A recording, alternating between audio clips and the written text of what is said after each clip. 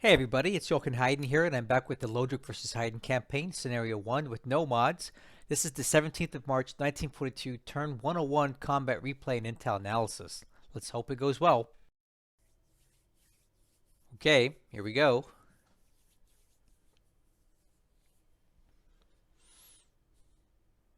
Okay, grabs another base in the Philippines. Coast Watchers.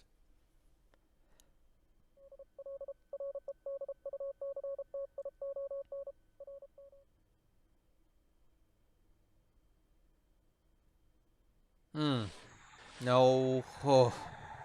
Yeah, he's definitely hounding us now.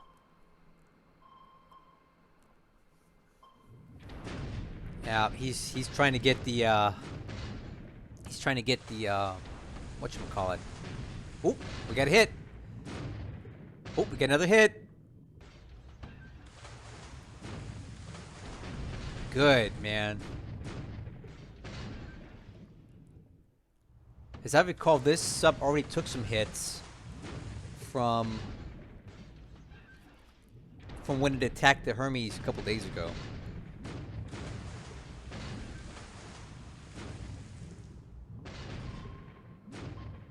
All right, took a couple hits.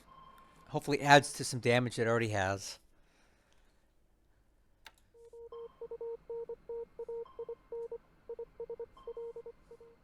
Huh. This sub is still out there. He's, man. Oh, nice. So I remember mentioning that I was trying to leave Pago Pago. So this was their chance to intercept it, and I'm pretty sure we just got away. Whoa, did you see all those subs? Oh, come on. Nice. Man, Lodrik subs aren't having a good day right now, are they? Well, this guy's running out of torpedoes at this rate. Okay, no night activity at all that we can see.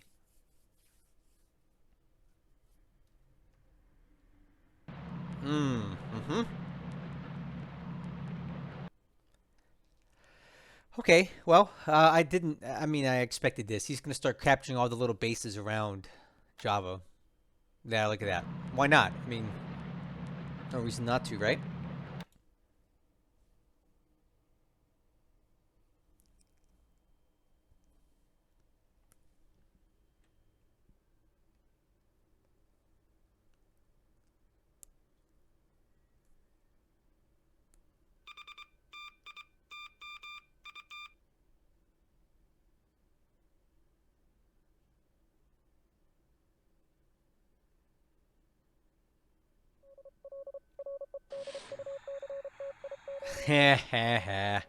Yeah, I knew he would do this. He's moving a lot of subs to try to block the retreat of this guy here. But I knew that he would do that, so I brought some ASW assets down here to help out with that. Looks like the I-162 wastes some torpedoes and misses. Man, Lodrik sub captains are really not hitting today. Oh, come on. I love it, man. This is good stuff, man. We are getting hounded by these subs, but they're just not hitting today. How's it feel, Lodrik? How's it feel, man? Welcome to my world.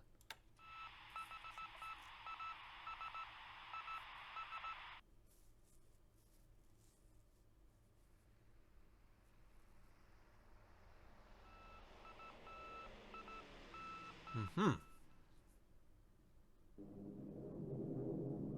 Oh, wow. Look at that. He's already moved into Darwin, and now he's bombing us as we retreat. There it is, man.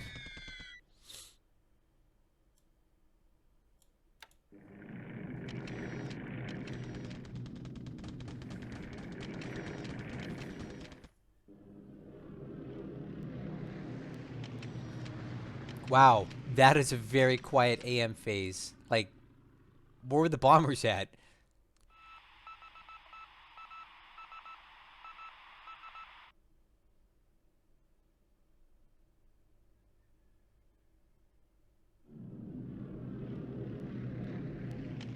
He's going for another port strike here. He's not giving up.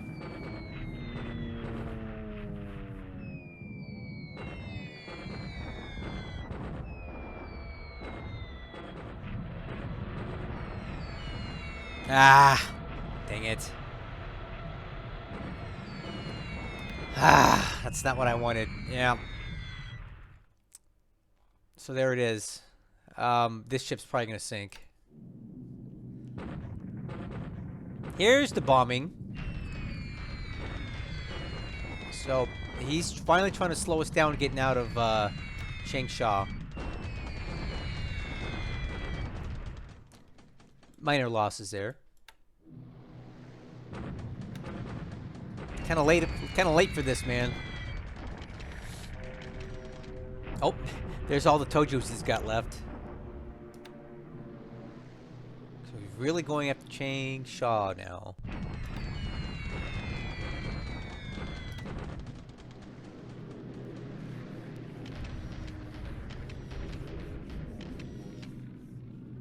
That was it?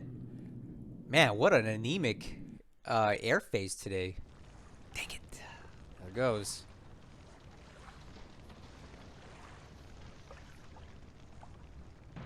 Okay. Just landing troops at Tawi Tawi. Kind of a lot of losses for that. A naval guard unit. Oh, naval garrison unit. Okay. So he's just trying to grab some more islands in the Sulu Sea here. Jolo. Okay. Another game, the same unit split up into different pieces here. And another base in the Fiji. Wow. He's not wasting any time, is he? He's really going for a land grab today.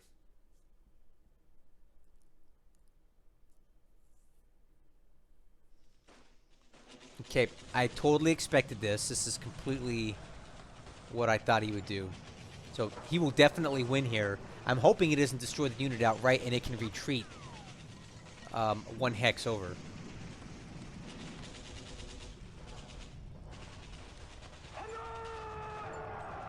Good. That's what I wanted. That's exactly what I wanted. Ah! That's not what I wanted.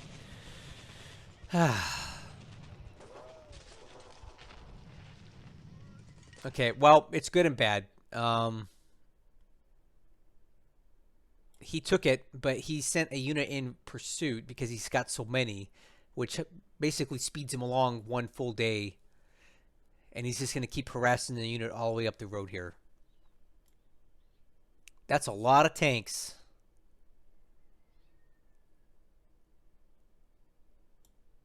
We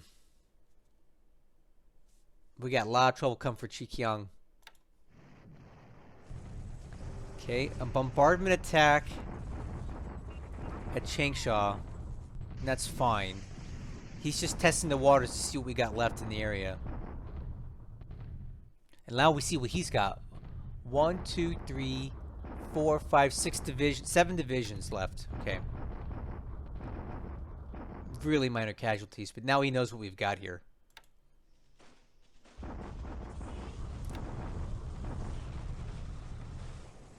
Okay, another good bombardment for him up here. North of Sion. Alright, this unit's dead. Destroyed. Alright, well I'm just gonna buy it back because these aviation battalions are good. But that's it for that guy. And then Dad Jangas is next. Oh, see, there's the 7th Division now. He should win now. That's a lot of force. What? Really? I can't believe he didn't take that. With that much AV? Huh. Well, we hold out again. Even with the 7th Division being there, I thought that he would have taken it. Wow, those guys on Suva are not quitting.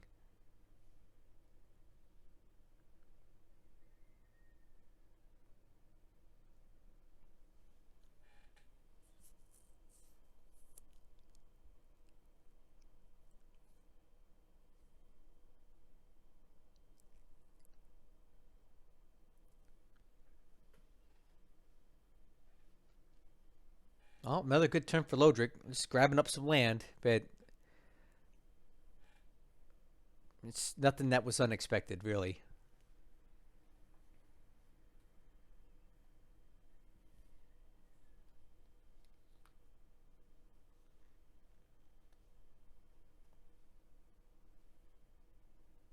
Ooh, those are good. Yep, I like those. Cool. All right. Well, there you go. Let's take a look at it. Okay, so we're back. Let's take a look at the round. Aircraft losses for this turn. Again, pretty good for us. We lose nothing. He loses 2. The Anne and the Sally. Obviously, top pilots, no losses at all. Pilot replacements. Take a look at that real quick. A lot of wounded pilots here. So Greenwood. Let's see what happens to Greenwood. Send him to the reserve. Let's see. Do we see Greenwood? Oh, we're getting him back. That's good. Looks like he's some sort of Australian PBY pilot or something there. And then see if we see old Tanner B. He's somewhere on this huge list. It's growing by the day. Oh well. I know he's in there, and I'm pretty sure he doesn't have a return date. Yep, nothing yet. So, ship sunk this last turn. The Orion, which is basically a support ship for seaplanes, was sunk at Lord Howe. Lodrik has a carrier or 2 operating off of there, and there's really nothing we can do about it right now, so we're just going to take that loss. Army lost points for this turn. We seem to have slowed down the bleeding just a little bit. We lost 7 points, and Lodrik lost 1. So not the 300 to 400 point losses that we've been taking up to this point. For the entire turn, Lodrik went up 46 points. So again, a much slower increase than we've been dealing with lately, which I'm happy for. The ratio is now 1.668 to 1. All right, so I've already reviewed the combat report. I didn't see anything overly exciting to talk about there. No hint of a desync this turn. Looking at SIGINT, there is quite a bit to discuss. So, first thing that popped out to me was this. More ships are moving to Georgetown. All right, let's take a look at that real quick. This is the second day in a row we've seen talk of Lodrik sending ships to Georgetown. And I starting to get the feeling that he is planning for something here in the Bay of Bengal. He's moving a lot of troops this way. We've seen a lot of troops planning for an attack on Colombo. So this could be like a rally point for the Japanese to be getting their ships in port ready to move out. So I think what I'm going to do is start sending some of these subs a bit south. We got more subs coming down right now to set up some traps to see if we can catch these guys moving this way. And then we have PBYs here at reaching just to the edge of Georgetown. Hopefully they'll pick something up moving as he starts moving this way, but it does appear that an invasion force may be forming at Georgetown, and he could very well be trying to make a move on Ceylon. I personally think that would be a huge mistake because of all the naval assets we have here, plus all of the aircraft we have here. But, you know, if he wants to go for it, let's do this thing, man. I'm ready. I'm ready to dance. So, okay, let's continue on with the SIGINT. Next thing I noticed, there was a radio call near Rabal. Where was that at? Right here. Radio transmissions at 103, 119. That's somewhere around here. 103. Right there. So it appears he's got ships moving in this way. So I may want to take one of these subs, like this guy, and change its patrol zone so that it can cover this area a little bit better. Because I think I'm missing something in here. So We'll shift that over and see if we can maybe catch something moving in here in the future, because he seems to be coming maybe from Babel. Brings him down this way. And then the last thing I saw that might be worth looking at is a radio call. Where was it at? 118.84. So 118.84 is out here somewhere. 118.84. So he's got ships moving out this way. I think I may send a sub or two out this way because I've noticed more than one radio call from there, and I think he's moving ships in and to and from the Marshall Islands via this route. So it wouldn't hurt to put a sub out this way to see what's we can pick something up there. So let's take a look at the ops report. The stuff that I noticed that was useful to me was the following. We've got a new ship in Cape Town. This unit is nothing. It's just a unit that's transferring. These three training units here, two at Alameda and Pearl.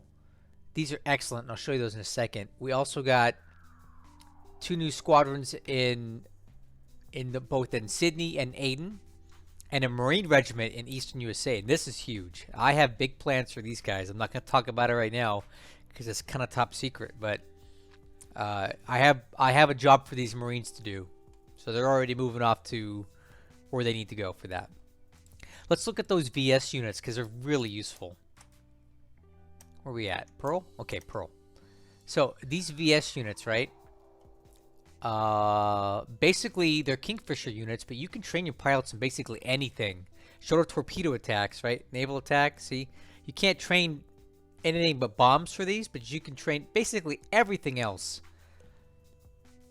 I don't remember what I had these set to train on, but yeah, you can train your pilots on these things. I've already moved some aircraft into this and moved some pilots in there, and you just start training them with whatever you need. So we get lots of Kingfishers in the pool.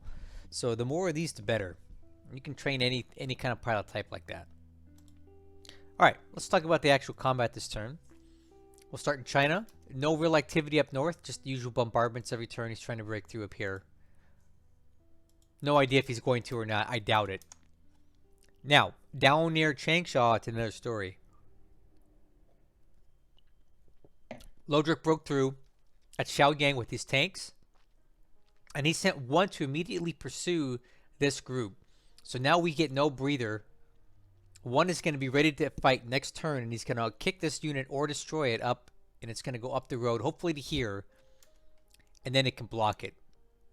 We're quickly trying to get a force into Chikiang from Tuyun and Kuayang, plus some guys coming this way, to try to beef up this hex. So this hex has rough terrain, which is ×3. We've got some forts already in place, and it would be a shock attack. So I don't think he would do very well if he attempted that right now. Not with just these tanks. So we should be able to hold him here at Chikiang for a little bit, while the troops in Changsha continue to retreat up this way. And so far, we've gotten 2,700 AV out of Changsha, with another 1,300 ready to move out soon. From Henyang, we've been able to get out about 1,200, and we have another 3,000 that should be moving out of the hex pretty soon.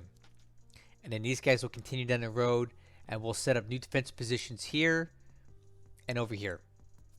So that's the play right now. We'll see if we can stay ahead of him. His bombing last turn was pretty light, so we made some ground up on the roads here. In Burma, not much to talk about. We don't really see any activity at all. He's got the same amount of troops in Bangkok as he's had before. Same amount of aircraft. We just don't see any activity down here. But I do have troops on the way to Tavoy since it's unoccupied. We may as well just press down to Mergui as well. If nothing else, if he refuses to garrison Tavoy, we will. And that'll give us a base to move more aircraft into because it's already pretty well built up. Maybe we can start doing some targeted attacks on Bangkok, maybe some heavy sweeps to clear out some of these fighters. But, you know, this is kind of where we're going to draw the line right here. Looks like he's got some sort of patrol boat or something back into Port Blair. Whatever. I don't even care. Over here, we have detected quite a significant line of submarines, possibly blocking the way for Hermes to get back into Adu. So we're going to have to traverse this somehow. Initially, what I was going to do was send the Royal Salvin Revenge to join the Hermes to help escort it in. But at this point now, with a potential invasion of Ceylon in the works, I'm a little concerned about having these battleships out here doing that. So I have elected to send the battleships back to Ceylon, Colombo, precisely to keep guard on this hex. He may try to land here. He may try to land here. He could land anywhere else. I don't really care, because this is where we plan on making our defense. We do not want him landing directly on Colombo, though. So what I'm probably going to do is send some battleships to guard some of these other hexes here, and then they'll be back. They'll slow down whatever comes into land, and then by the time that the naval part of that is completed, our massive air force here will be able to do some cleanup of the activities. So we have these aircraft available to go right now in Colombo. That's not an insignificant amount of aircraft. And I can easily move more from Calcutta out here to bolster that. We should have airfield size 8 here in a few days. And then we can just really stack more aircraft here. So if Lodrik's going to come for Ceylon, it's going to be incredibly costly for him. But we'll have to wait and see what exactly he's planning to do. But yeah, the Hermes is going to be on its own. Hopefully we can get it back to Adu and just kind of disband it there. But we do have to get through these subs. So keep an eye on that. So today we finally get a look at the damage that Palembang took. And quite honestly, it's pretty lackluster. It looks like Lodrik only lost 15 oil units and 17 refinery industry points during the fall of Palembang, which is honestly quite pathetic for the amount of troops that were in Palembang when it fell. I would have hoped for better, but I do believe it to be somewhat random. I know it is influenced by the amount of engineers, but I felt like we had a lot of engineers there, and that's the best I could come up with. So not too impressed with Palembang. In the Philippines, he blew us out here on this hex, so the rest of these guys are now retreating down to Dajangas, and that'll be the last place that we can even hope to hold. Maybe we can hold in this hex just to make it a little more difficult for them, but I don't even know what the point is. One thing that came out of that, though, was that one of my ground units was destroyed that I actually like. So we'll take a look at this here. This 803rd EAB, these are actually pretty good units because they're full of engineers and vehicles, and they're good for building bases up. So some people have asked me how you build buyback units, so I'm going to show you right now. You click on it, you just look at it, then you hit back. After you click on it once, you'll get a recall cost, right? So then you right click to reactivate the unit. So it'll cost me 1 political point, and the political point cost will be here in this column, and you just click yes, and in that amount of days you'll get it back. So look at this. Now we look at the ground reinforcement schedule. You'll see the 803rd EAB is going to spawn back in at San Francisco in 23 days, and it's attached to the West Coast, which is a command that's not permanently restricted, so we'll be able to buy it into another command that we could dispatch, like Pacific Fleet or the Amphibious Corps, whatever it is we want to do, and then we could send it out wherever we want. Now, it's going to come back with basically nothing in the TOE, and we'll have to build it back, and it'll take about a month to get it put back together. But after that, we can send it anywhere we want. We have a great engineer unit, so that's how you buy back units if you're looking to do that. All right, continuing on. Not much happening in the Dutch East Indies, but really, we're basically cut off and isolated now, and he can just slowly pick these apart now that we've lost Darwin. And there's Darwin. So, over the last turn, Lodrik has moved in at least 25 fighters, 35 bombers, and a ton of auxiliary aircraft, which is really surprising. Where all they came from. I don't even know how he would have got that many aircraft in. I don't know where he brought them in from. I would think that Surabaya is too far away to move that many aircraft, but maybe not. I don't know. I guess if it's like Nels and Bettys, they have really long ferry range. But he's got quite a bit of aircraft in Darwin, which is going to make it very perilous if we want to try to come back up this way. We'd have to deal with the aircraft at Darwin. So he's basically got this whole area on lockdown now. We're in full retreat to Catherine, and he's in pursuit. Catherine is basically indefensible for me because we can't get any supply into there. So I've got these units there. I'm going to try to get as many of these aircraft repaired and sent out as possible, but without supply, it's basically not going to happen. So we may have to disband these units. But we are not going to stay and fight in Catherine. Once I see he's getting kind of about to here, we're going to continue heading down to Tennant Creek. Not even going to bother working on Daily Waters because we can't get any supply into there either. Tennant Creek is basically the closest we can get to having any kind of supply in the hex. And even that isn't particularly defensible at clear terrain. We can hold them at Normanton. We can hold them at Alice Springs. It'll be very hard to hold them at Cloncurry because of the clear terrain as well. So I am moving troops to here, here, and here to try to stop his advance past Tennant Creek. I'm basically surrendering all these bases up here right now in advance because I don't have the troops or any way of supplying these guys, and we're going to fall back to these 3 bases and figure out what to do from there, assuming he's even trying to push further south. Personally, I think he's just pursuing these units because he knows that they're weak and he tries to pick up a little more points out of those. I believe his main objective by taking Darwin, however, is just to secure the southern flank of the Dutch East Indies so he can work on picking off the rest of these bases without interference from Darwin. That's why I think he took it. No activity out here at Perth. Nothing in the south. We do have this carrier task force here just south of Lord Howe Island, and they've been working on Lord Howe for 2 days now, targeting the port and damaging ships there. That's really nothing we can do to stop him right now because we don't have any carriers down here. And he's just going to run amok, and that's basically all we can do is let him do it. Up here at Port Moresby, we do have all these troops unloaded safely from the task force that came in last turn. And now at Port Moresby, we have even more troops, and more importantly, we've got this guy, a fighter command, or air headquarters rather. And that's going to significantly improve our ability to launch bombers in more cohesive raids. So I'm going to probably wait until we get some more of the bombers in from Kumak that are still damaged.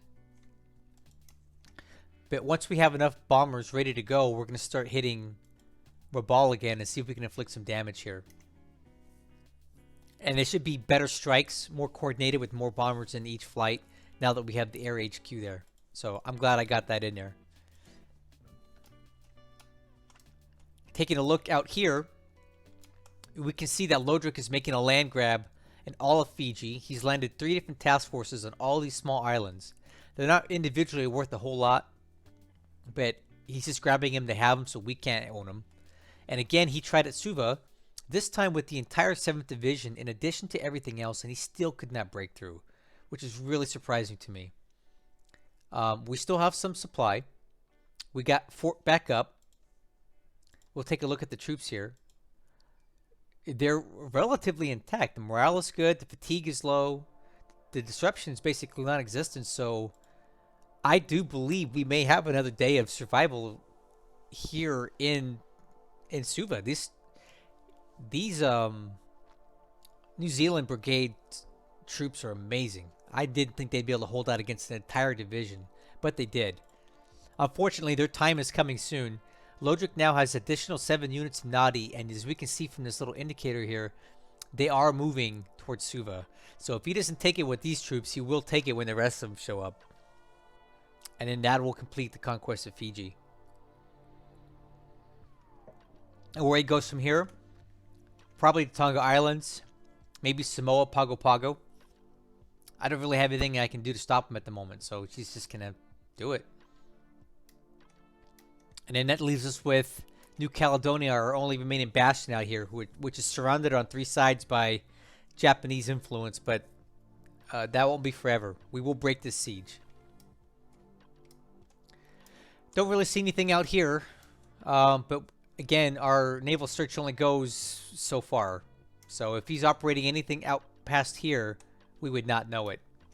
And that's very dangerous. So in the meantime, we're not going to be moving any more convoys back to the West USA. It's too dangerous. He could have hunter-killer groups all out here, for all I know, waiting to pick off more convoys. We did manage to drive off some of his subs, though, with our B-26s. So we can see that these guys definitely did force Lodrik to move some of those the subs away from the South Island area, which is good. Because I'm going to be moving some ships from Dunedin over to Wellington so they can be under the umbrella of the fighters that we have in place here. I don't want them out here in case these guys like to come south and do a port strike. I want this to be the only place that he can really strike. All right, I think that's basically it for this turn. It wasn't as bad as some of the other ones I've been having, but I have to make a really big decision here soon. How many carriers I want to send to the South Pacific, if any at all, because I have indications through my SIGINT that he's planning for an invasion of Ceylon, and we see that he's forming up ships at Georgetown. Multiple days now we've had references of troop ships with troops on board going to Georgetown. It doesn't mean they're necessarily unloading at Georgetown, but they're forming up here. So if I take my aircraft and my carriers and I leave, am I leaving Ceylon too unprotected to defend itself? I don't know. So I really need to think about it and make a decision on which way I want to go with this. So if you have any suggestions or have some opinions on what Lodrik is planning in this area of operations, I'd love to hear it. In the meantime, all there's left to say is thanks for supporting my campaign and me and Lodrik. And I hope you're enjoying this. This is a really active campaign again. We have a lot of different fronts. We have a lot of different activity, and we're losing. So I hope you're enjoying it. I am. I'll catch you in the next one.